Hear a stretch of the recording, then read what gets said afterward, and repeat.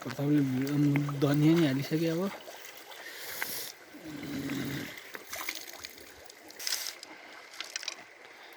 माछा मार्ने काम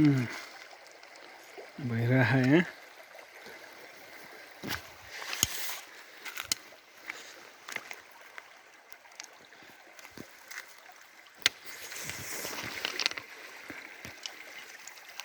माछा चाहिँ यहाँ उफ्रिरहेको छ यहाँ पकाएको माछा नि खिच्यौ ए सब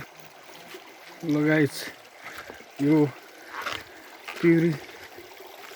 खोलामा आज हाम्रो पिकनिकको कारबाही छ यो पनि आफै माछा मारेर पिकनिक खाने काम भइरहेको हामी 4 जना मान्छे यो सानो ठाउँमा माछा थुन्ने माछा मार्ने त्यसपछि पिकनिक खाने